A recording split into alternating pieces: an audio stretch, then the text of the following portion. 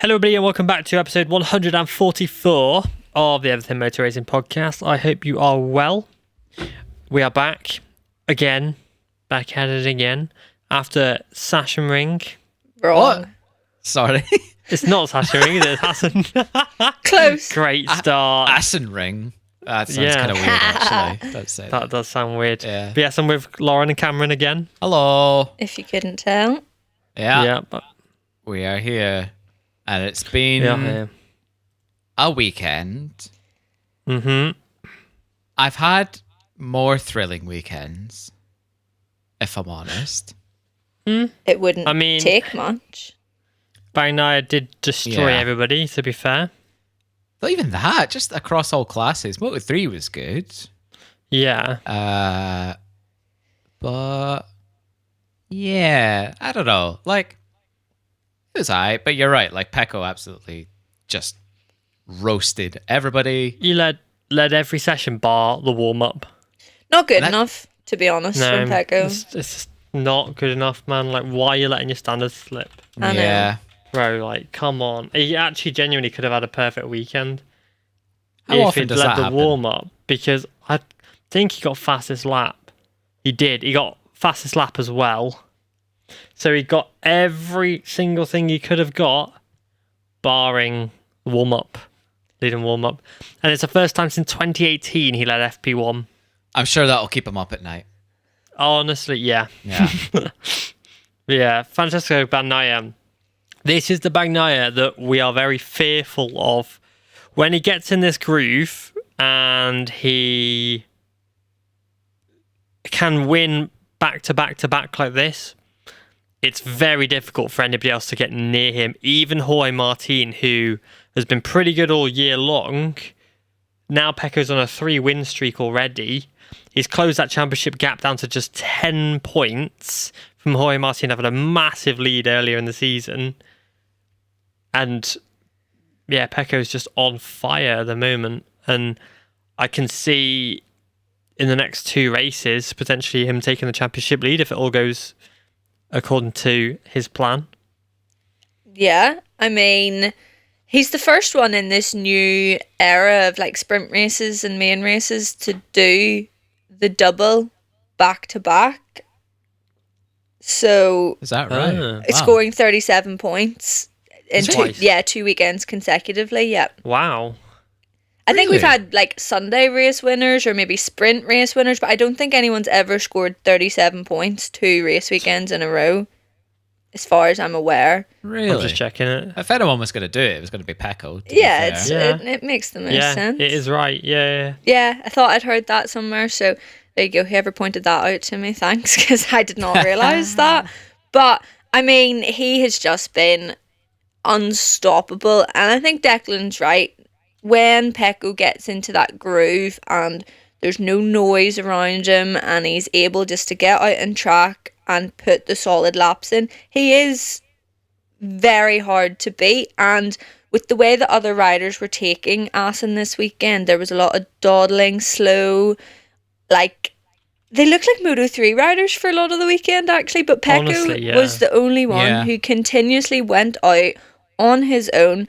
I mean, qualifying on Saturday was the prime example of that. He went out, he set an unbelievable lap, and then just went back into the garage and watched chaos unfold as everyone else just couldn't string a lap together. And yeah, I'm a bit wary of this in the sense of like, it was quite a boring race when it is a dominant winner like that. But I mean, for Pecco, it's great. There's a championship fight on, but I just want to be able to see it on track and not like in the hype in the media and Yeah. stuff like that. There was so much talk this weekend more about 2025 than what was actually going on track, which was a bit disappointing. But I mean, hats off to Pecco. What an unbelievable 2 weeks of racing he's had. It's been pretty mad. And to have a 3-week break in between that, to carry on Yeah. that level of dominance it's no words for it really. Superb. And I think to add on to your little point as well about the slow riding in MotoGP, did you see Sam Lowe's tweet? Yeah. So for context, he tweeted, because in Q2, I think it was, they were all going very slow, weren't they? They were all just sat around whilst Pecco just basically was just doing his own thing and absolutely obliterated the lap record, destroyed it. I think in the press conference he was like, oh yeah, 30.7 would be like amazing and probably the limit, and he goes and does a 30.5? Was it 530? Which is mental. Wild. But yeah, Sam Lowe's tweeted saying, "Start watching Moto3 after all the slow riding in MotoGP. Same here. Terrible, really. The top riders who work well don't do it. Pecco running number one, and the way he works over the weekend and just goes alone regardless who is behind is exactly the example any young rider should follow." And he's right. These are the best riders in the world, and they're going slow around a racetrack to try and get a tow. Like, you're the best rider in the world. Surely you should be able to do that without a tow. And yeah, I get it. You get an advantage with a tow and stuff like that. But surely in your own head, if you're good, like Pecco believes he's good, you don't need a tow. You can just go out and do it. And Pecco did his lap without needing a tow. I think it's a confidence thing as well, because this weekend from FP1 or P1, whatever they call it now, the only person really who looked composed and like it was together from the start was Pecco. Yeah. And I think that just translates to it. It builds for the riders that aren't having the greatest weekend. Like Mark, like Martin. Even though Martin did a great salvage job in the end, it wasn't clicking quite the same as it was for Pecco, obviously. And the longer that goes on throughout the weekend, the more frustration comes out on track and the more silly mistakes you see like this. So, yeah, I think it really speaks volumes for the sort of just the confidence and calm and the contrast that there was between the Pecco camp and everybody else, especially those on the Ducati, really, this weekend. And that was reflected in the results and everything that we saw where it mattered. Qualifying, sprint, race, it was Pecco's all day long because he was so confident and calm. Yeah, I think it's interesting in the sense that we've spoken about Pecco's mentality before. And like, we know when he gets into his groove, he is hard to beat, and he's clearly in that groove at the minute. But I've completely forgotten where I was going with that point. I've actually just had... What? Well, the thing is, it's like it's like he thrives on everybody else's chaos as well. Oh, I've remembered. Okay. Yes, that's what I mean. Yeah. And we've picked holes in his mentality before, but he said this weekend that he doesn't. He's good with his mind. He doesn't like the mind games, and he can play his own mind games. And I can't remember exactly what he said, but he alluded to the fact that he's mastered it now. It doesn't matter what everyone's saying about him, that he's just going to go out on track and do what he needs to do, which translated on track because that's exactly what he did. Whereas we always talk about how, the likes of Mark is able to get into people's heads, and Jorge Martin's been able to sort of show weaknesses in Pecco before, but like, once he's in that winning mentality and everything is sort of 100%, he's a little bit like Maverick Vinales in that case of like, everything has to be going Pecco's way, or else there's cracks and you do see weaknesses. Whereas in the last two race weekends, he hasn't showed those sort of, I don't know, like the mental blocks, and there's been no silly mistakes, and I don't know, he's been able to turn down the outside noise and just go, yeah, no, this is what I need to do. Perfect timing, really, when you're looking at it, because you've got another race now until the summer break, and then you've got 3 weeks off. He's away to go get married. He's going to have the time of it, and then go to Silverstone, possibly with the championship lead, with the way that he's going. I don't know what he's done or who he's spoken to or what, but like, he's mastered it completely. Yeah, I think this is Pecco all in. You don't really see him, or well, you might see him win the first race of the year, and then it'll kind of fall off for a little bit. Yeah. Find his groove, find his mojo, let the rounds tick on, find what's working, find what's not, kind of figure out the other riders around him as well. And that's the thing with Pecco, and we've said it many times, he's not on outright talent and on outright speed, he's not the best on the grid, in my personal opinion. But what he does have is that meticulous, like, thinking power and studying other riders and just being so good at riding the bike in a way that benefits him over the other riders. I know that sounds like obvious, but the way he's able to pick off his opponents and figure out their weaknesses and figure out how he can excel from them and how he can extract the data from the bike and extract the performance from the bike is where he really excels. And that bike works for him.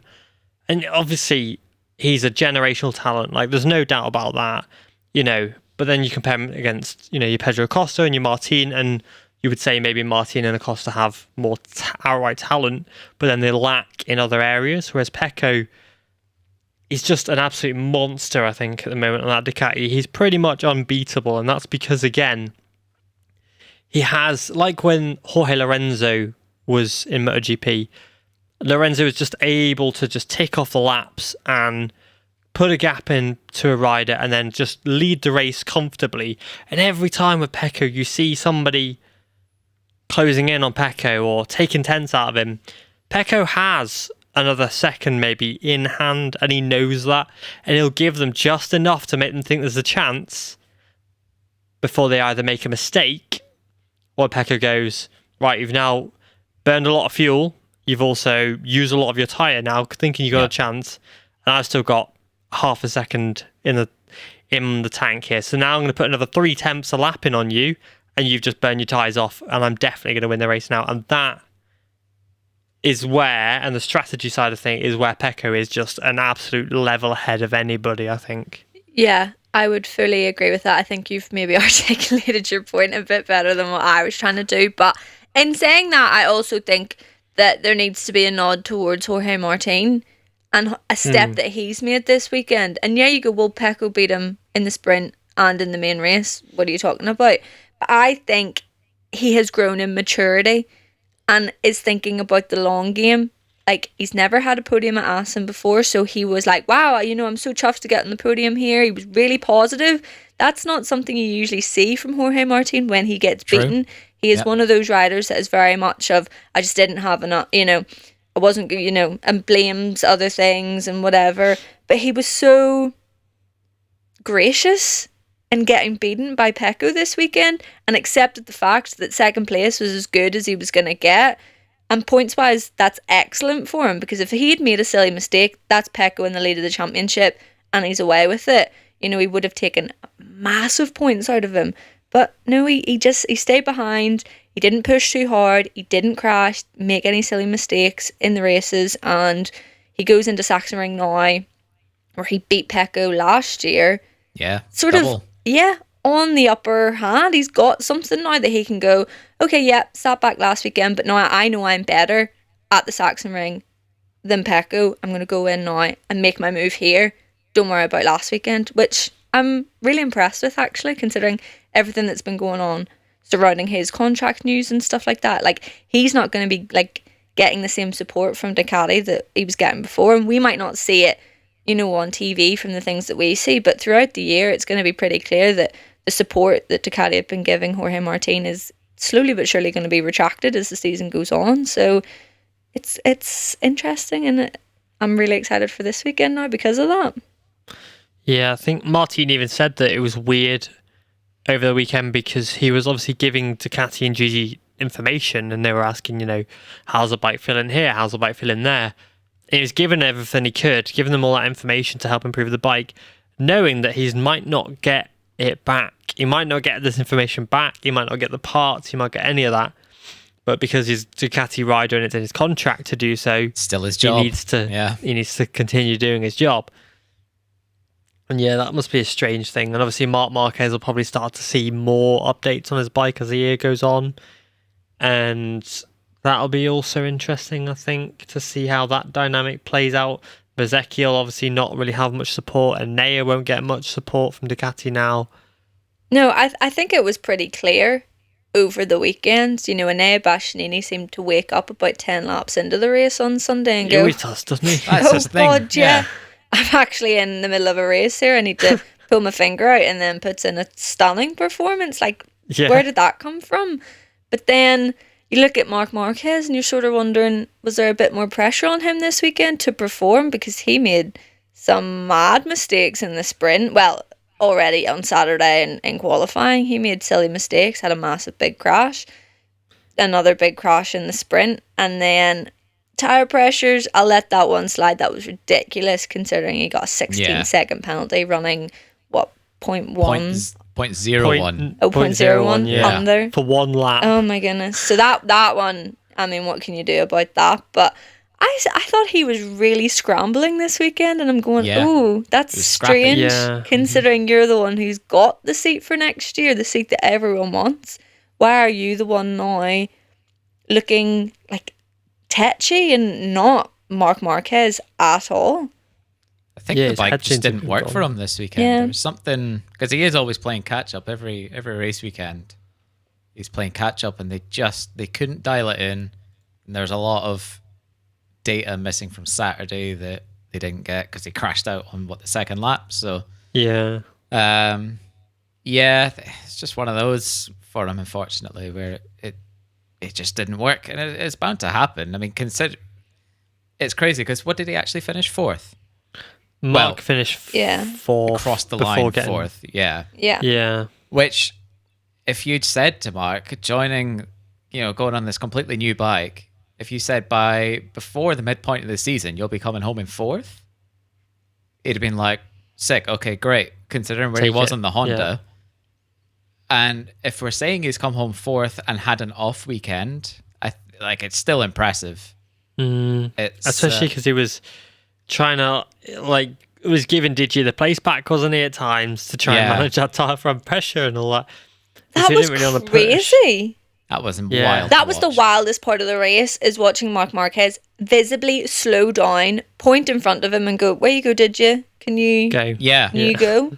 And I was sort of thinking, maybe he's got some signal that Digi is faster than him. He's thinking, I'm going to catch up to the leaders through this, which is what I initially thought was going on. He's gone, I'm not fast enough to catch up here. The guy behind me is, and there's been a signal somehow that his team have told him, and he's like, okay, yeah, this is how I need to get to the front here. And then sort of TNT had sort of said about, I think it was Sylvain Guintoli actually that pointed it out, being like, no, this is all to do with tyre pressures. And he managed it perfectly. It was weird, but he'd managed it Yeah, he perfectly did everything he until that could. point where he Yeah. got pushed wide by Enea Bastianini. And it was that lap that was the lap that he Yeah. ran under. And I think that's crazy. That sort of ruined the race to find out 2 or 3 hours later that he'd been demoted to 10th because of it. And I'm just sort of going, I don't want to have to sit on my phone for 3 hours to find out the result of a race. Well, the thing is, if he'd really pushed and decided to just ignore this, this tire pressure warning, and actually not sandbag to be behind Digia, how far up the road could he have been? Yeah. A couple of seconds? Would he still have got a 16-second penalty? Yeah. How do they determine that figure? It's all 16 seconds because Fabio Quartararo Yeah. ran under at that race. He got third in the sprint and they gave him Okay. a 16-second penalty. So I think it's maybe your first infringement. I think that's standardized at 16 okay. seconds.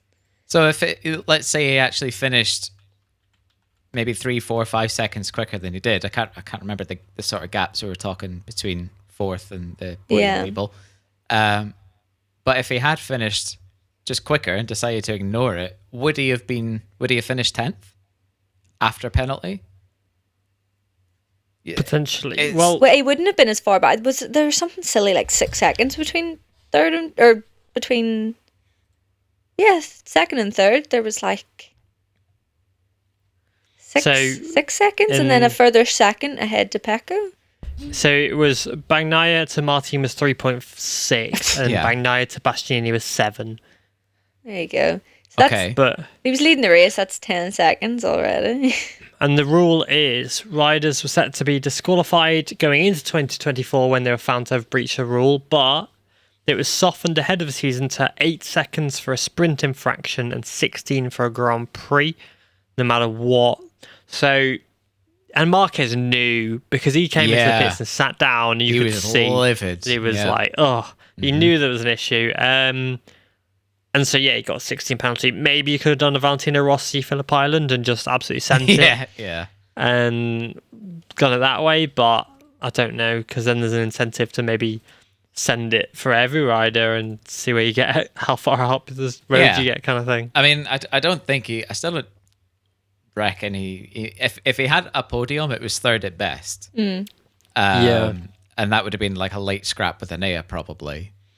But yeah, like if he had just pushed and ignored it, and then 16 seconds subtracted from a quicker race that he had, would he have been 10th? Like I can't. What's the gap? He did finish. I'm not going to look into it, but yeah. Well, he did finish 10th, and so this is last year. Like what was the gap from 10th to 9th, for example? 23 seconds is what he had. So obviously, if you add 16 to that, it's about 8 seconds, just about. Okay, well, but as then in 8 seconds from Pecco. 8 seconds from Pecco. Okay, so what was the difference between 10th and 9th, for example? 10th and 9th was 0.4 of a second. So he could have quite easily actually finished 9th, maybe 8th even. Yeah. If he just decided to push and just knew that a 16-second penalty was coming. Yeah, and accepted potentially. it rather than sandbagging and keeping himself in 5th. There's a thing of sportsmanship, I guess, as well, of knowing you're running low tyres and doing that, because then it can also open you up to a further penalty if you're knowingly pushing harder with a wrong tyre to try and then gain an advantage if knowing you're going to be penalised. This is why this has all come in to play. There's been a lot of speculation online about why they've decided to penalise riders for doing it, It's because of Matt Oxley exposing Ducatis. Okay, well, I wasn't going to name names, but... Well, no, Matt Oxley he is the one who did it. Matt. No, but I do sort of... I'm like, did you really have to make as big of a deal as you did? Now, he said that tyre pressure penalties were going to come into play anyway before he broke the story and before he started gathering all this data on it and speaking about it and posting about it.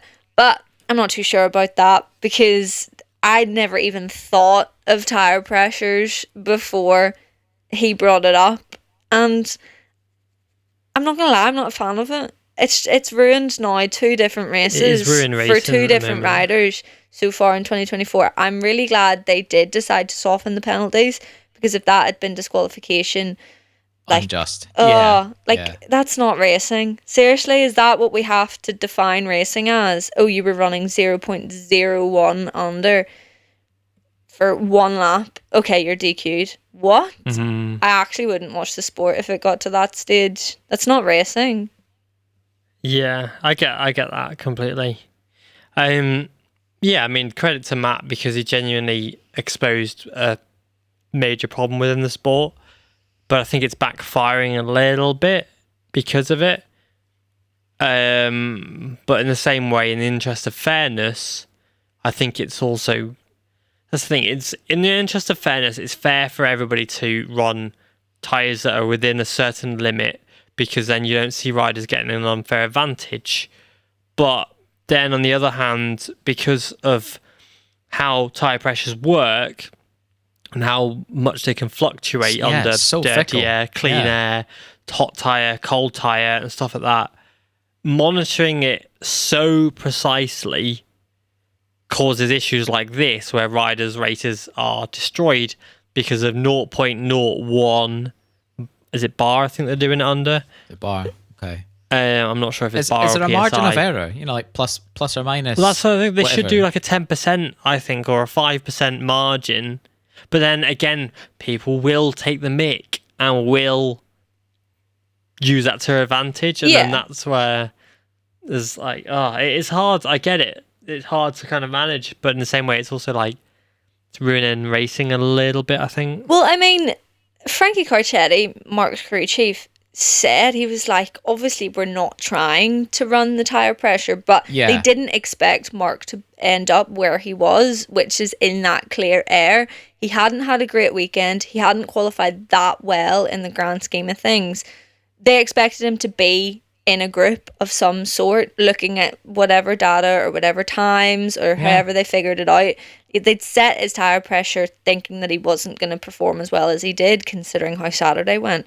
I mean, I was shocked to see him up into third place after a while. I was like, what the hell is going on here? Because he hadn't been anywhere all weekend. He kept crashing. So, you know, I think he did the right thing by letting Digia pass and going, I need to save my bacon here. It was very strange. And then I don't know if Digia was the same, that he had sort of gone, oh, no, I'm getting a tyre pressure. There must be some sort of signal that the teams are able, I think there's like a light or something like that goes off on the dash. Probably. Not 100% sure. But the riders know what their tyre, whether or not they're within the limits as far as I'm aware.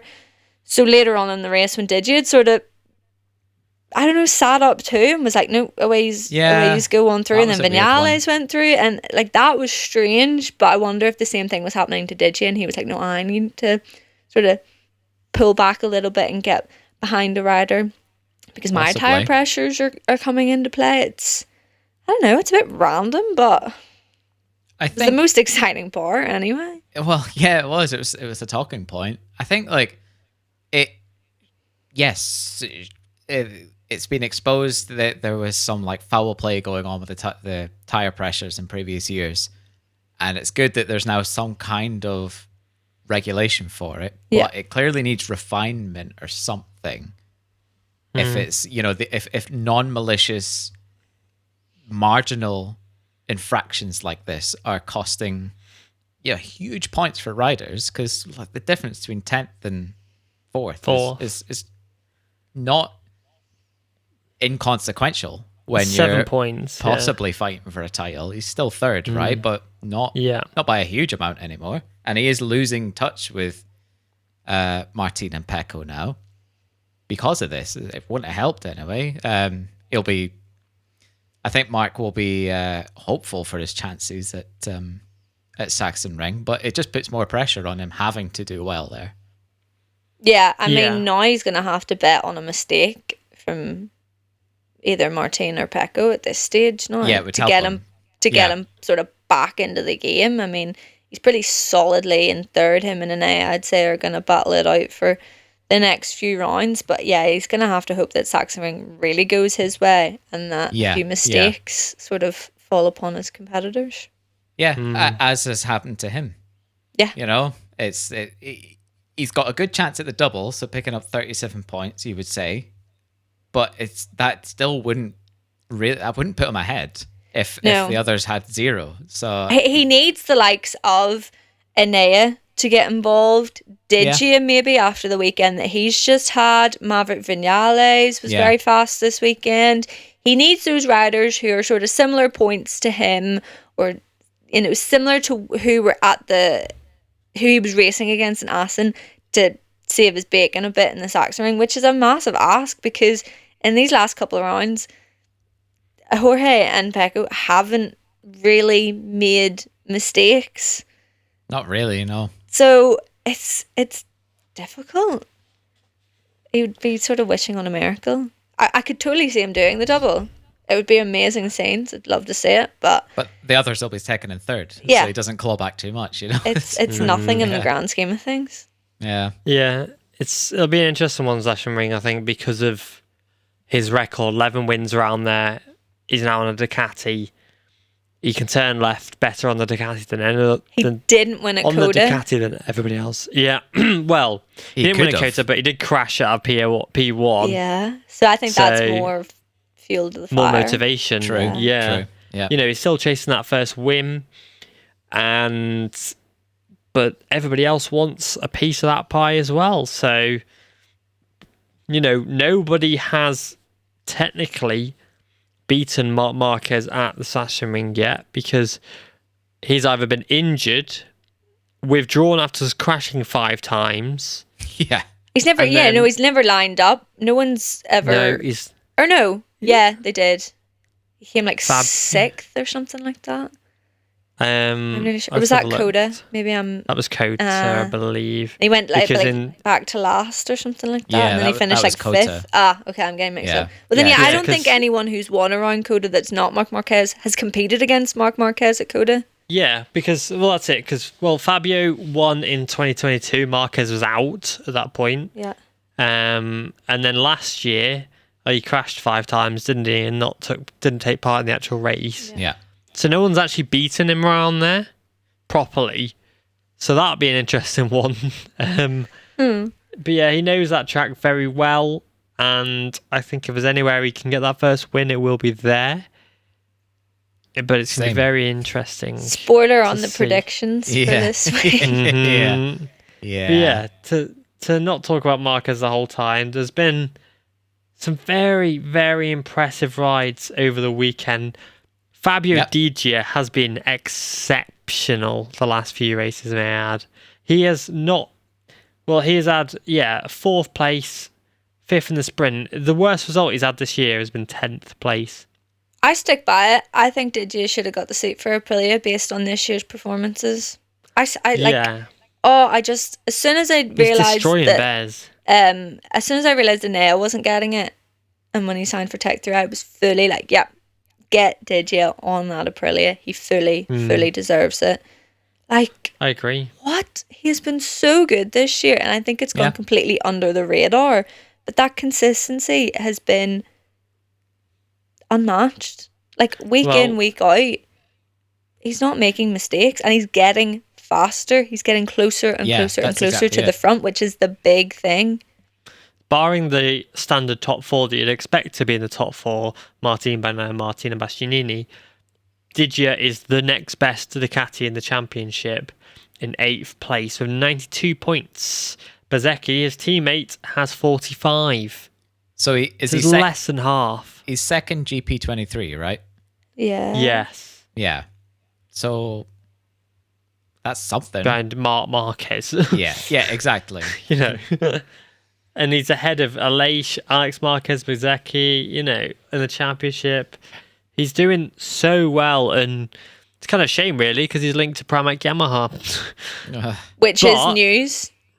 That It is, and we'll go into that in a minute. But the big thing as well is the thing that might keep him at VR46 is the promise of a GP25.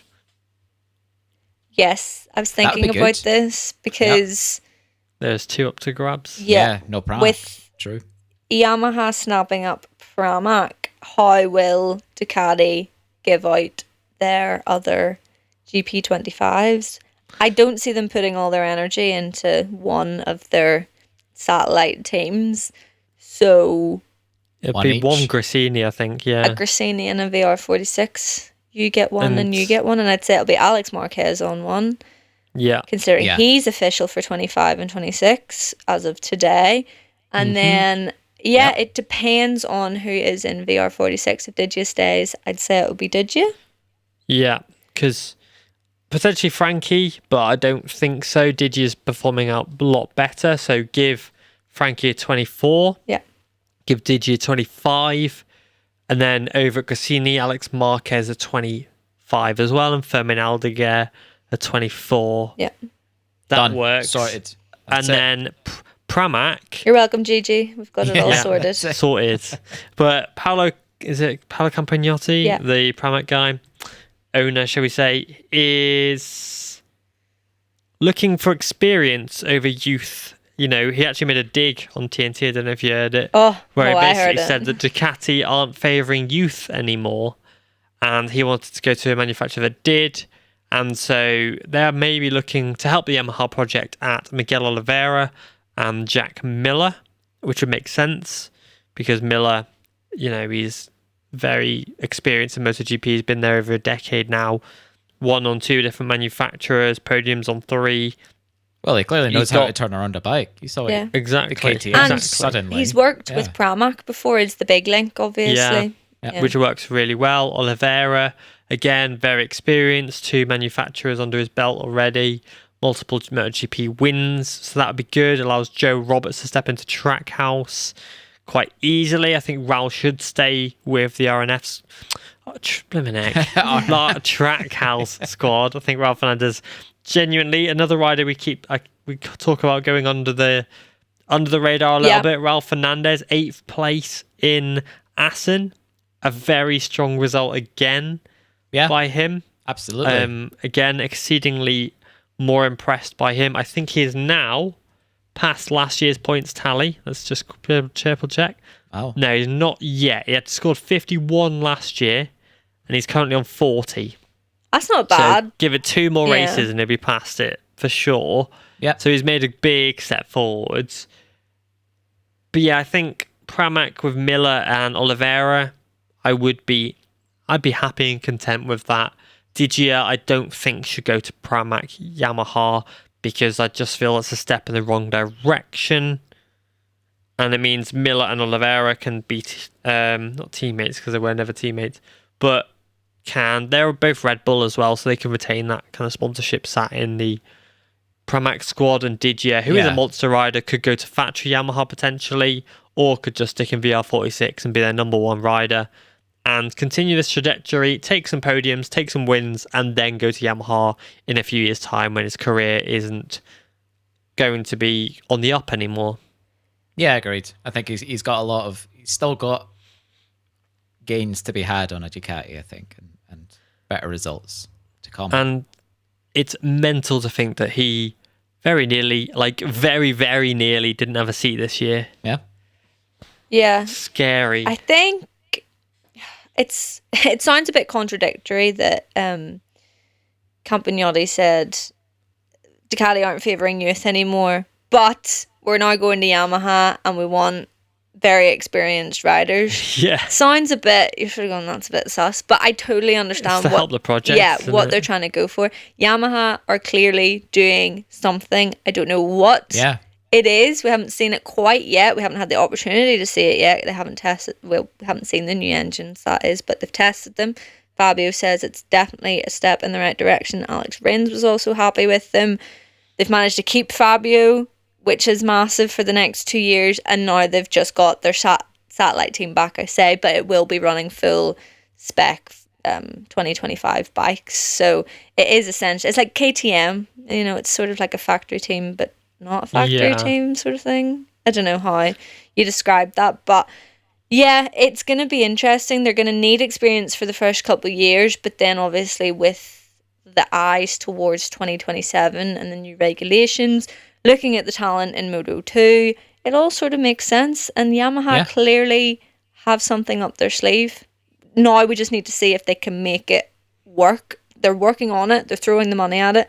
They've secured the biggest deal of 2020. Well, one of the biggest deals of 2025, other than Marquez, of course. But yeah, I'm so intrigued by that. I wish I was a fly on the wall in all of those talks. How have they managed that?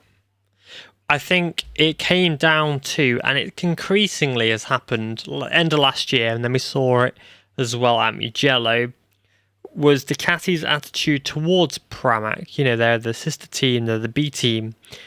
And if you're not a Lenovo, then, the Lenovo guys, for example, your Tavide, Tardozzi, your GG, for example, they're rooting for the Lenovo squad. Yeah.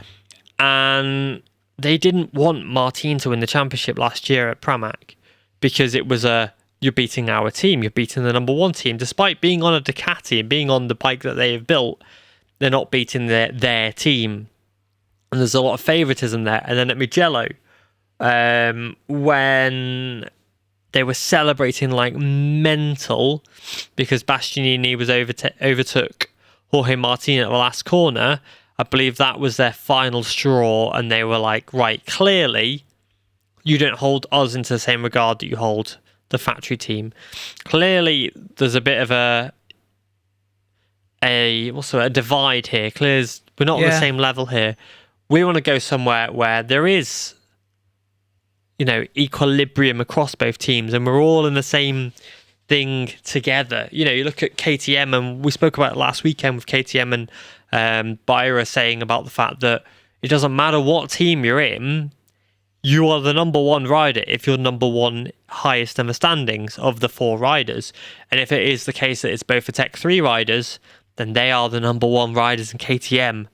You know, as Ducati, despite Jorge Martin leading the championship, it's Bagnaia who's the number one Ducati rider. In their eyes, it seems, from what the outside looking in. And a 7-year deal gives them a lot of longevity into the future, heading into the new era as well. And if Fabio's been enticed to stay by Yamaha, then I think they're cooking something. They seem to be. Yeah. Like, they do seem to be making some progress. I'm sure, like, it's maybe not reflected in results yet, but they're not languishing like Honda are. No. They did, Honda unfortunately. They did. Rins got sent to space, unfortunately, this weekend. But that was, I don't think that was a Yamaha thing. It was just a cold tire. No, he's not the only one who got sent to space this weekend. So. Yeah, Exactly. exactly. That Via crash was nuts. Oh, gosh, yeah. The slow-mo from the side when you just see him get absolutely catapulted. Crazy. Yeah. Awful. But, yeah, fair play. I want it to be 2025 already, because 2024 on-track action, meh. 2025, talking about it, oh my god, the most exciting thing ever. But yeah, I'm going to be very interested to see who Yamaha actually managed to sign for this. I think Jack Miller's probably the strongest connection, but Mir's in the mix too. Digia is in the mix too. It's going to be interesting. And we're still to see where Alicia Spagro is going to go for his test rider role. I do think it'll probably be Honda as much as I want it to be Yamaha. But now with the signing of Pramac, you never know. Alicia might go, oh, here, they're really putting the time and energy into this. I want to be a part of this now. And sort of that whole thing of he wants to replicate what he's managed to do at Aprilia again. So that could be interesting. They could honestly have one of the strongest lineups in the grid next year if they manage to pull it off. Yeah, well, I mean, Alicia made a post today on social media with him sat in his Aprilia that said, how much I'll miss you next year. So I think that was the signal that he's not going to be an Aprilia test rider next year. I don't think he'll miss it after this weekend. No, I don't either. Considering he wasn't even able to race. No. Like, that's a bad weekend. I think he definitely came to the realisation probably a few times over the weekend of, thank God, I've said I've had enough of this at the end of this year. Yeah, just 10 more rounds or whatever, and then that's it. I will go back to the little bit that you said there, Lauren, about the 2024 on-track action being meh. And it's weird because, like, actually, I think it's been great this year, except really the last. Well, yeah, I'm like, I think it's been really good. Yeah, maybe until the last. Well, this round, Assen was pretty dull. Mugello was not, and Mugello either. Yeah, no, but like before that, when Acosta had this newfound fire, we had Marquez suddenly in the mix. Vinales had 50p in him. It was the first handful of rounds, actually, I think were great and finally delivering what sort of all the preseason talk promised. But now we're in a bit of a lull, especially Pecco has found form while the others have maybe fallen back a little bit. I think it'll come back, but we say it every year. We're like, oh, next year's going to be amazing because this, that, and the next thing. Yeah. But last year we said exactly the same thing. Like, oh, Mark's finally going to be on a Ducati. We've got Pedro Acosta coming up. And actually it delivered in the first handful of rounds. But not this week, not Mugello.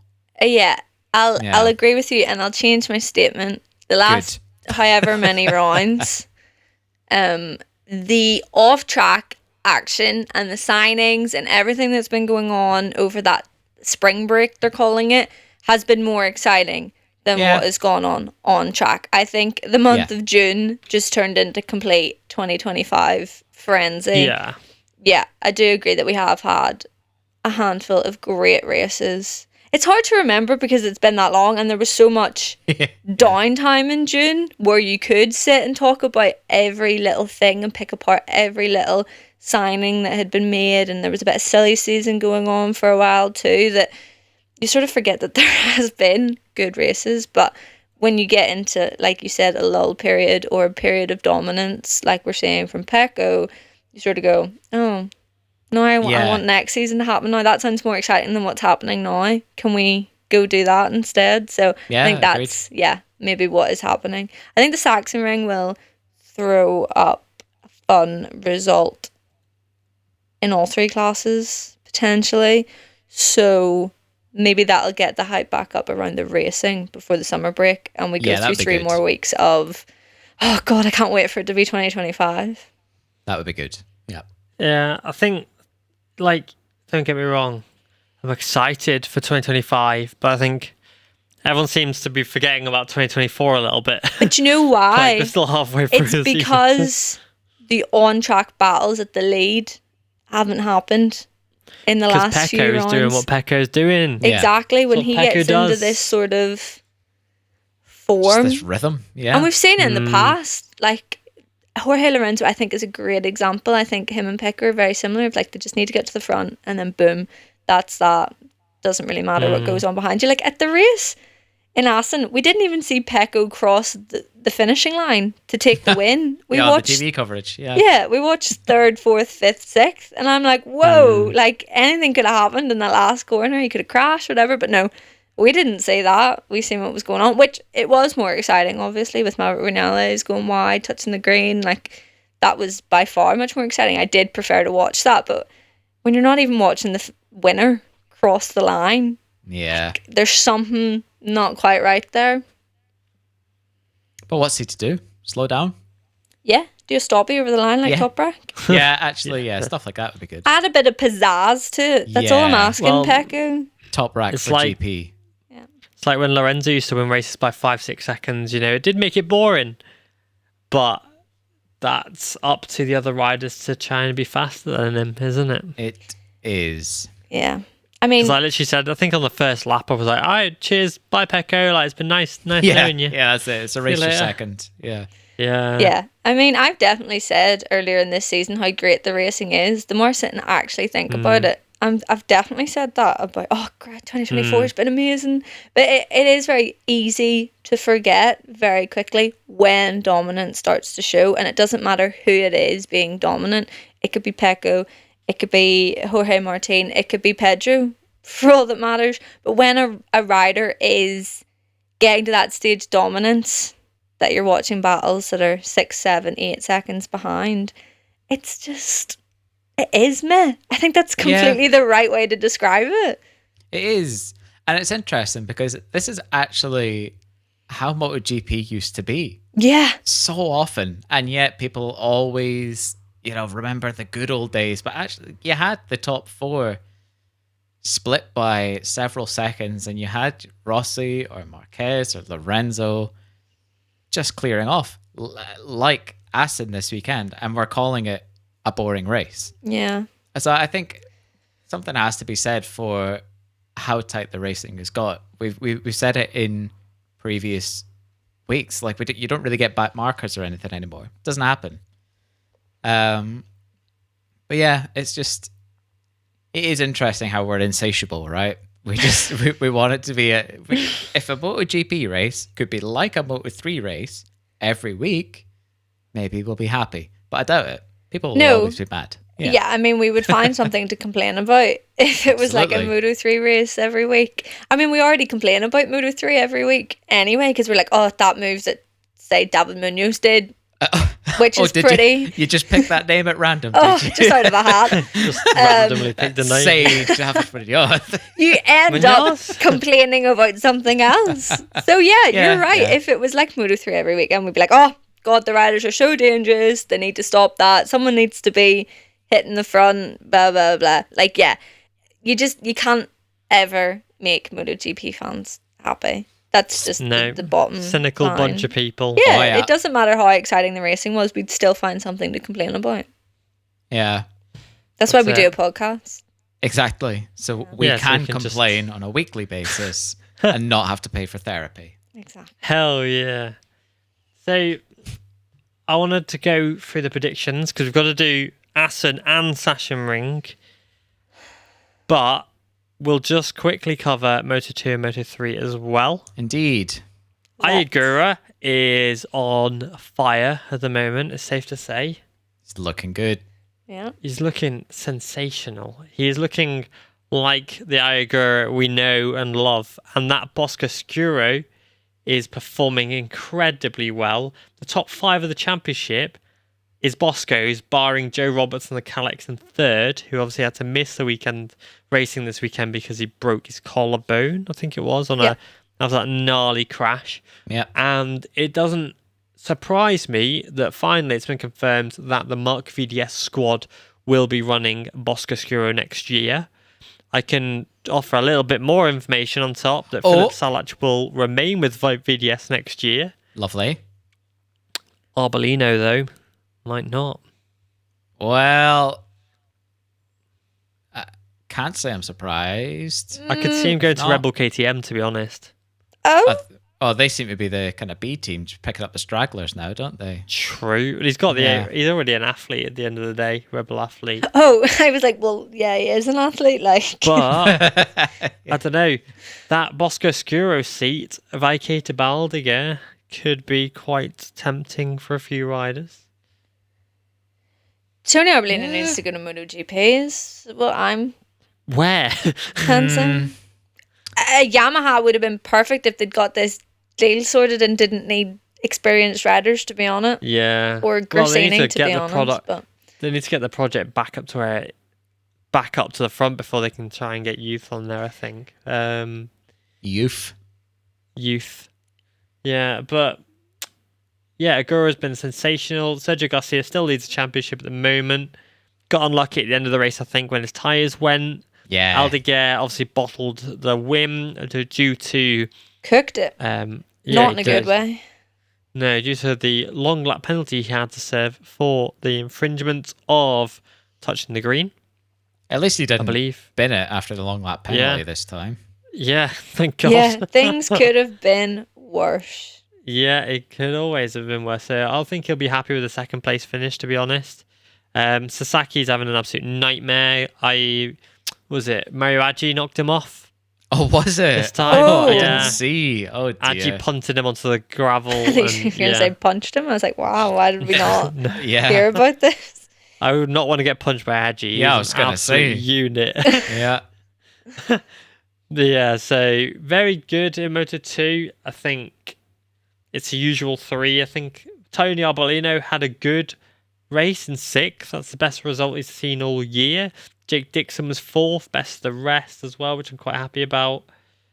Senna Aegis did pretty good in 11th.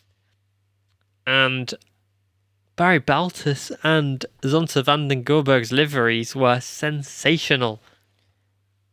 Didn't they end up in the gravel? One of them. One of them did. Zonta's Zonta. did. The curse. Yeah. The curse. Do you It know what? is. I can't picture it. I'm going to have to look it up. What? Yeah. You do know what they are, don't you? Ah, yes. You don't, do you? Talk You've amongst no yourselves. Talk amongst yourselves. Look, it's been Yeah, how many no days idea. since they announced it? Days ago. I didn't see Zonta on track once on Sunday. No. Like, I don't even should- think they showed his crash. No, I don't think they did, to be fair. But yeah, so Baltus ran an iconic Barry Sheen livery at the weekend. Oh, yes. I do remember Yeah. that. Yeah. With the helmet and everything, the number. I mean, Barry Yeah. uses Sheen's number anyway. I mean, he's His literally helmet has named been- after him. Yeah, and exactly. I don't know if he does it much anymore, but his helmet was loosely designed off of Barry Sheen's for a long time. He did use a replica helmet this weekend. And then Zonta ran his countryman's Wild Hartog's livery on his bike, and that looked sick as well. I love the white background with a number on it. It looks so good. Yeah, proper that's nice. retro. They That looked is nice. amazing. I love a retro livery. I do. Yeah, well, can't wait for Silverstone. Yeah. It'll be Love- retro. Oh yeah, cannot wait. But yeah, and then moving to Moto 3. Via, what were you doing in the last chicane? Oh, that must So have kept him up. defensive. Yeah. That must have Oh. really kept him up at night. That was... You know Yeah. what, though? Why did Ortola do it? Because he's a That's racer. the real question. Don't question How? why Colin Vire rude defensively. How could Ivan Ortola live with himself knowing that Vire was on for a home win and he went, oh, do you know what? I'm just going to send it anyway.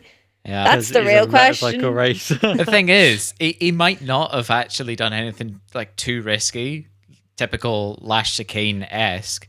It But, did look like he went so slow. well, that's it. I think he was just handed it. It really was. It just he went didn't on the have to try. outside. Yeah, Well, he didn't have to try. It was was- just handed to him. Something silly when they crossed the line, time-wise. 0.012. There you go. Yeah, well, they got the drive out, the slow entry, fast exit. So but too I'm slow. actually going to blame Vire's team because on his pit board on the last Yeah. lap, they said that Ortola was 0.6 behind.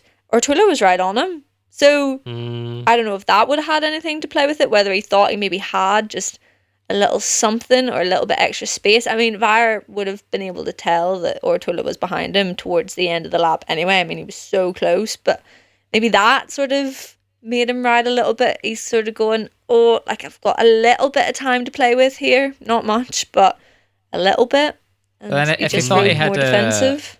If he thought he had a bit of a cushion, why go so defensive? Like typically, it's when you're told you've got no gap that you take a really defensive line like that. Yeah. So I don't know. Like if he'd been told he had no cushion there at all, he might have had just an overall slower lap anyway and give it up the lead. Well, long before the last chicane. Who knows? Who knows? But still, I think he's going to rue not pushing really hard right to the end, unfortunately. Yeah, it definitely will be a regret, but to be fair, he seemed happy enough at the end of the race. All things considered, yeah, he probably had a wee cry to himself at some point. I know I would, but the fans love him. Yeah. I think that was the big thing. It was so noticeable over the race weekend on Sunday, especially. Like when he got into the lead, you could hear the crowd on the TV, and that's a big Losing it. one. Yeah. Yep. And the crowd was massive.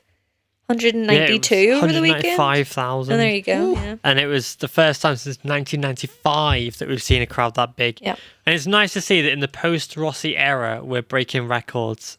Because, Yeah, definitely. it was quite a Yeah. lot of a big worry when Rossi retired that we wouldn't be able to do this anymore. And, every round of the season pretty much we've had a new record, which is amazing. But yeah, big shame for Vire, and it might be in Moto2 next year, so we'll have to see how that goes. I think he'll do but all right. Big talent, for sure. David Alonso was not really on it this weekend, which is the first, but, Yeah, not as even the usual. best have to take breaks sometimes, Yeah. Where did he come home? Fifth. Yeah, Oh, still yeah. good. It's not Alonso. Well, It's not, level, but Alonso won 5 in 7 races, so not winning is a bit strange. yeah, He's now won Well, 5 and 8. Yeah, he crashed out of one and is now come fifth in one and won the rest. That's not. And 4th at Portimao. Oh, sorry, and fourth. But there you go. So That's the bar he set there, isn't it? Win yeah, or exactly. nothing, isn't it? It's all relative. that's what my how good brother he's said. been. Because he started 13th or something like that, and my brother was like, he'll be top 5 or he'll bin it. And there Yeah. you go, 5th place. Top 5, yeah. Wise words. Yeah, doing very well. And for Sato, very good start. Not really sure about the rest of the race. Yeah, But 13th place. strong at the start though, and was holding his own until it all just Yeah. kind of. What, until he went to Yeah. Amsterdam halfway through the race? And Yeah, then decided to come back. exactly. He Yeah. did. Yeah, he ended up in a different postcode for a bit, didn't he? But, Yeah, you did. But yes, solid rides. Nice to see David Munoz back on the podium. That boy, very aggressive as always. well, that's a word. Aggressive. Yeah. Some of That's it was one way to describe him. scary stuff, like using riders as barricades through the Yeah. Ruskin hook or whatever it's called. Is it the what's the Ruskin hook. Ruskin hook? Yeah, just madness, madness from him. He's a But savage. deserved third. Can't take that Yeah. away from him. He fought well, fought hard, and he got where he deserved, I guess. Yeah, Yeah, Don't think he would have settled for any less, to be honest. it's true. No. It's true. yeah. Right, prediction times. I was going to say podium then. for some reason. Mm-hmm. So, I've not actually totted these up, so we get to do this live. Oh, dear Oh, me. I still need to wow. work out how to do these sums on Excel to actually make it correct. But going into Assen, I lead with 312 points, Cameron 290, Lauren 276 in third. For pole position in Moto 3, I put Alonso, Lauren Alonso, Cameron Via, and it was Piqueras. Oh, I was so close. So close. So 0 points there. In the actual race, it was Ortola, Via, and Munoz. I went for Alonso, Ortola, Holgado, so I scored 20 points there. Put my total on 332. Wait, what? Cameron, Hi. what do you mean how? What did you go with? What do Who you did you go with? Ortola? Oh wait, he won the race, didn't he? Oh dear. So I've scored 0 points there. I can't believe we just caught you in okay. 4K cheating. I knew I couldn't trust I you. forgot. I genuinely forgot. All right. Oh, we're getting Yeah, bugged off Ortola, here. Via, Munoz.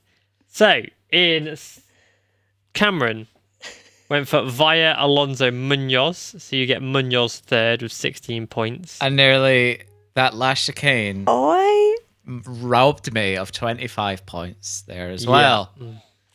Shocking. It And the same for Lauren. She went Via, Alonso, Holgado, and Oh. scores 0. Golly. So Cameron's on 306 now, 6 behind myself. In Moto 2, none of us got a pole right because it was Fermin Aldeguer. Obviously, finally shows up. typical. In the race, it was Agura, Aldeguer, and Garcia. I went Agura, Garcia, Lopez. So I get 25. Disgusting. Split my total to 337. Cameron went for Agura, Garcia, Gonzalez. Oh. So again, you get 25. So to put you, well, you're 6 behind me, so 331. And Lauren went Lopez.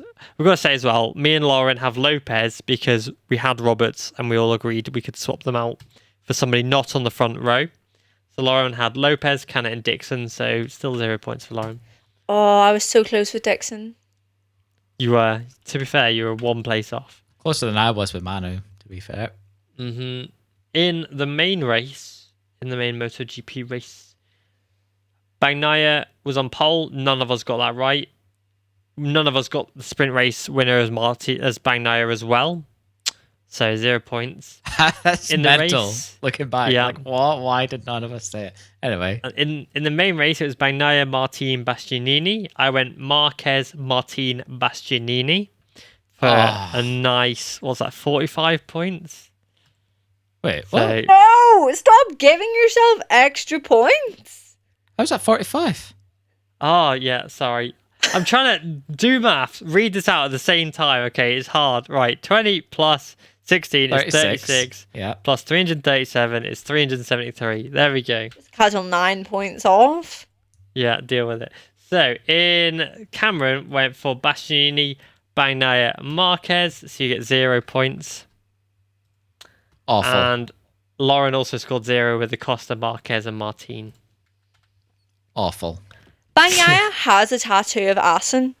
Could someone Yeah. have let me know that before we decided to do predictions last week? So, leaving Assen and heading to Sachsenring, I have 373 points, Cameron with 331, and Lauren with 276, because Lauren scored not a single point all weekend long. Oh, I not was a sausage. So close, but yet so far Yeah, on 0 so points. many of those. Yeah. Well, That's Shock. sickening. That's genuinely sickening. This is I'm in Marc Marquez's position right now. Could one of you fuckers make a mistake for once in your life and just let me have a chance? no. No can do. The silence is deafening. Listen, Mhm. Oh, it's just an expertise that it's just like, Oh. you just gotta, yeah, I don't know what it is. Well, you gotta know, live and you breathe it, can't- Lauren. You can't teach talent. You can't It's teach true. skills. There are some things that can't be taught. Yeah. Yeah. I'm not I coming can't to, wait. I'm for not the coming to end of the Silverstone. season. I'm not coming to Silverstone anymore. At the end of the season, I'm Or going to actually, be I'm going to go to languishing. Silverstone and I'm just going to ignore you two. I'm going to live my life blanking yous. I think Nice. actually that's probably a good idea. We are Yeah. insufferable. Clearly. Yeah. Yeah. Yeah. Yeah. No, yeah. Continue about the end of the season though, because I'm hoping you're going to end up with saying that I win. Well, that's it. It'll get to the end of the season. I will be languishing, probably on the similar points I have now. And that's me just mitigating future ego. Are we even halfway through the season yet? Not really. Got 8 races. Out of how many? 22? 20 20. odd. 21? Well, 40. Kazakhstan's not happening. Kazakhstan might get apparently. replaced by Qatar, so Qatar 2, shall we say. Doha. So that's a thing. But yeah, going into Moto 3, pole position at Sachsenring, I'm going with David Alonso. Interesting. I think he'll just bite back. Well, he does speak German, which helps as well, so It does. home Yeah. advantage and all that malarkey. Yeah, it helps with the left-handers. Yeah. Who- Cameron. shall I go? Please. Okay. Yeah. Let's go wild and say Rueda. Nice. I was just going Okay. to say, since Piqueras got it this weekend, it's not going to be the usual suspects. No. So who are you going for then? Or Tola. Otola. Could be Nice. a shout, to be fair. Yeah. Third place, Cameron, please. Moto 3. Who we got? Have I got any? Are there any German riders in Moto 3? No. No. It's quite a stop and go track, so I can't see a Honda doing the business. I might say Munoz again, actually. Okay. For third. Interesting. Interesting, is it? That sounded like a loaded interesting. That sounds like the sort of interesting that you guys say to me when I pick people. True. Interesting, Just Laura. ever so Yeah. slightly Interesting condescending. choice. No. Wonder why you went for that. That's weird. Interesting. You decided to go Interesting. with that stupid decision. What were you thinking? I'm going with Otola and Lauren. I actually don't know who to go for. I think it's gonna be a weird, mixed up podium. I It's a want weird it to be. track. I want it to be a Yeah. good, exciting race. Hmm. So I'm going to say Colin Vire. That's not that. Nice. Wow. That's not out there. Anticlimax. Yeah. Lauren Okay. going really out the park Because there. anytime I predict someone else, it never happens. Until it So- does. Yeah. Yeah. Yeah. Well, I'm going Via for second, so Good for you. Cameron. I'll have Ortola second. Nice. Like that. And Lauren. Yeah, I'm going to say Ortola. Right. And for the win, I've got David Alonso. Lauren. David Alonso. Cameron. Vire. It's redemption. Nice. Redemption Day, weekend. baby. Well, his team is Yeah. German, so it is their home race. Yeah, exactly. See, that was my thinking. Yeah, exactly. Definitely. Did you even know they were German? I don't even know who his team is. I'm joking. The Intact GP was set up, I believe, to allow Cortese. They were set up for Cortese when he joined Moto2 back in 2013. Well, there we go. Yeah. Learn something new every day. Lovely. Moto2 pole position, please, Cameron. Wait. Who's in Moto 2? What? Come on. Nah, I'm here. It's fine. Let's give it to... I'm hoping Furman has finally found some form again, which means It's going to be Alonso Lopez. it's going to be Lopez. So I'm gonna say Lopez. Oh, A late Oh. switch up. Okay. Yeah. Well, I've gone Aldeguer. Oh. We shall see. Trying to misstep the universe here. You know? Nice. Yeah. And Lauren? Who was on pole last year? I'd like to bank in a quick question. I'll find out for you now. Bear with me 2 I seconds. just couldn't be bothered looking it Acosta? up It's myself. It's probably going to be Pedro Acosta. Probably let's be real. Acosta. Let's have a look. Pole position, Pedro Acosta. Okay, right. I'll take race results. He also got fastest lap and win. Oh, well. Interesting. Who's second and third? Probably Arbolino. Whoa, and I Canet. can't take. It's probably Canet. Yeah. Arbolino and Dixon. Oh, There we go. wow. Well, has that helped? No. I'm going to say Iagura. Okay. Agura. You'll never guess who I'm picking for third. Based on what you've just told me, why is it a surprise? Chantra. I know why you're doing that, because his late race pace was great in Assen. Also just because he was very good there last year. Yeah, he's cooking something. He is. He is indeed. Cameron?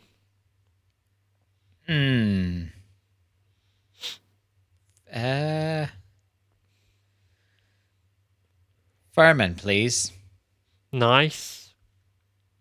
And Lauren? I'm wondering which collarbone Joe Roberts broke. His throttle hand.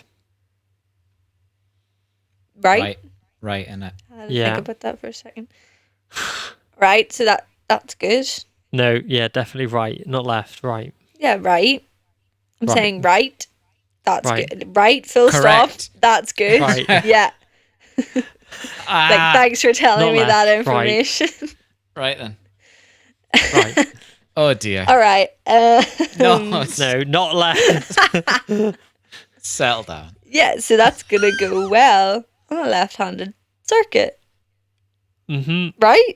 I mean, you say go well. No left. It's not going to make him better on a left-handed circuit. I want him to do well, but I Yeah, can't. as do I. Yeah.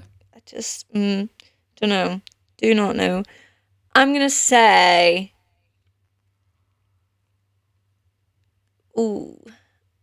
Iagura. Interesting.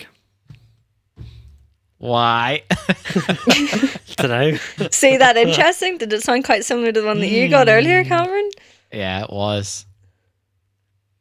I'm just going to triple check it was the right one. Yeah, he landed right on the right one. Not the left one, the right one. Right. Right on the right one. Right. Yeah. Not take a right shot on the at left saying one. say right. Right. Yeah, So that was right on the that's right. good news. Yes. Well, it's not good news because it's a broken collarbone. Yeah, but- exactly. Yeah, but it's his right one, so Well done, it's Joe. fine. I'm so happy for you. Yes, Joe. Thank God it was your right collarbone. Oh dear. Right. No, not left. Stop. No. Oh, goodness me. Okay, I'm going for second place for Agura. Interesting. Very interesting. Interesting. And Cameron? I'll have Lopez second, please. Oh wait, actually, I'm regretting that now already. Oh. Too late, sunshine. No, I say he can change it if he wants. Well, the rule is you can't change after you said it. Well, he let us pick Roberts. All right, fine. This one time, Just you're in the granted hopes that I'm exemption. hoping that I get an exemption later down the line too. I would like to confirm a Garcia, please. Okay. Ooh. Brev. One Sergio Garcia, brev. Thrice. Yes. Lauren, second, please. Or Bellino. Oh dear. Anyway. Moving on. At least swiftly. try and hide your disgust. Listen. Wow. Rude. Interesting. Rude. Based on last year's performances, I'm picking Somkiat Chancha. But I picked Yeah. Tony Arbolino, and all of a sudden that's the stupidest thing you've ever heard in your life. Who came second last year? Arbolino. Who came third last year? Not Somkiat Chancha. But how well has he done this year? And how well has Chantra done this year? I don't know if I want to know that stat, but hit me with it. I'm going to tell you now. So Chantra is 10th in the championship with a 5th at Assen, and 5th at France as well. And every race, barring America, he's finished in the top 10. Oh, and Qatar, where he finished 11th. Arbolino is doing terribly. Best result of 6th. And is 13th for the championship. So, yeah. Well, there you go. Chant your goat. Just saying. Arbolino was second in the championship last year. Look, That means nothing. Agura was second in championship a few years ago. Marco Look at him last year. Bezzecchi was what, third in the championship last year. Nowhere to be seen this year. Still getting the seat at Aprilia. Let's not compare apples and pears. Nice. Okay, well, Cameron, on that note, who's second, please? Who's the winner? Sorry, who's the winner? Ogura, thank you. Okay, thanks. Yeah. I've gone with Aldeguer to win, and Lauren's going to give us a very good, interesting take now for the winner. Darren Bender. Oh, you're going to be surprised with this one. For me and Aldeguer, thanks very much. Wow, that's a good choice. Makes a change. Right, not gonna MotoGP win, though. pole, Marc Marquez for me. I'm just going to send it because I keep going Marquez for everything, and Assen, a mistake. So this is the last time I'm going to put Marquez in to win anything. So, Or is it? Assassin Ring. Right? Well, we'll see. If he wins this weekend, then I can carry on. But do I actually doesn't, don't think then. he'll be on pole. you not? No. I do. Yeah, I'm kind Kind of swaying towards Jorge Martin. So is that who you're going to go for pole? Yeah. What? Cool. And Cameron? I am going to say Mark for Paul Nice. because if he is Paul and Deck is the only one who has said Yeah, he's going to think that, he's that- God. then yeah, like that will be it. I will quit everything actually. He'll become very insufferable to deal with. More so. Insufferable Yeah. to Than deal with usual. anyway. Than usual. Let me just add Yeah, on. yeah. So purely for like self-preservation, I'm putting, Good. I was going to say you Mark. betrayed me there, but you've actually... Yeah, no, I stick by that. Yeah. Nice. Right. Sprint winner, I've got Marc Marquez again because Yeah. it's Assassin Ring. I'll I'll let also, you two. yeah. Yep. Cool. Yep. Right. Third place, I'm going to go for Martin. Cameron. Please. For the sake of the championship, I want to say Pecco. Okay. And Lauren? Oh, you're quite right with that. Who was third last year? Oh, for God's sake. It was... When it loads. Good job I got fast internet in it. It was... Oh, it was Martin. I knew that. Wait, no. To win. Third you're asking for. It was... Zarco. Le Français Zarco. Ah, It's yes. useless information. Oh, this is difficult. I think Enea Bashanini. I was going to say an air because he likes third.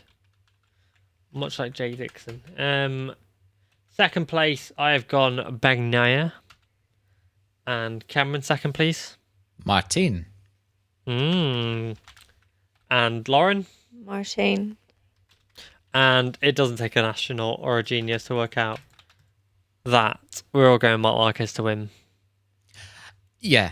An astronaut? Yeah. They're very clever. Astronauts are very smart, didn't you know? They are. Clearly not.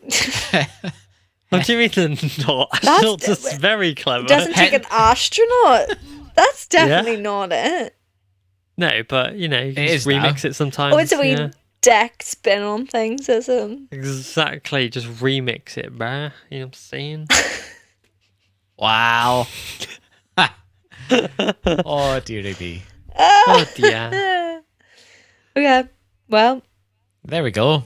That is Sick. this weekend wrapped up.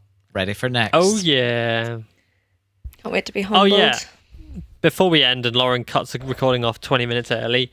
Look, it happened once and it was what, a minute? And there was Maybe, I nothing don't know. of nothing of value Good. on last week's pod that was missed. Just for the whole hour. I was going to say, is it ever anything of value? There's nothing of Yeah. value in last week's episode, full stop. So, Yeah. look, I was doing everyone a favour. True. That's true. Well, what were you going to say? Oh, Jack? sorry, yes. So I wanted to give a very big shout out to Kalle Yakov, Oh, yeah. who is an absolute beast. Like, it's mad to think, right? Take gender out of the equation for a minute. Her career already at 17, she's only just 17, has been exceptional. She's racing like mini bikes 4 years ago, and she's come in, absolutely destroyed everyone in the 300 championship, gone to Twins Cup, has won and got on podiums there, and now at 17 years old is getting on the podium in the Supersport races in Moto America, beating top riders in the championship. She got a third and then a second at the weekend just gone. And then you add the fact in that she's 17 and also obviously a girl who are disadvantaged in motorcycle racing due to physicalities and things like that. And it's just absolutely extraordinary how well she's doing, and genuinely think she is pretty damn cool, to be honest. And so I wanted to give her a big shout out because I like the quote she said to Moto America that said, like, I'm starting to shut a lot of people up. I'm sick of hearing that I'm just a girl racer out there. I'm here to win. Hell. I rate Mic that a lot. drop. Yeah. And that's it. Like, take gender out of it, and regardless, because it doesn't even matter, she is doing an exceptional job. Nailing And it it. just so happens that she's a girl as well. I think she carries herself so well Yeah. on and she's just off the fun. bike. She's just absolutely brilliant. And she's one of those personalities that we need in motorcycle racing. Just full stop. She just, I don't know, she has something about her. And yeah, I want to see her on the world stage so people can see that personality. Someone said, "Oh, put her in World WCR," and I'm like, "No, she'd just destroy everyone."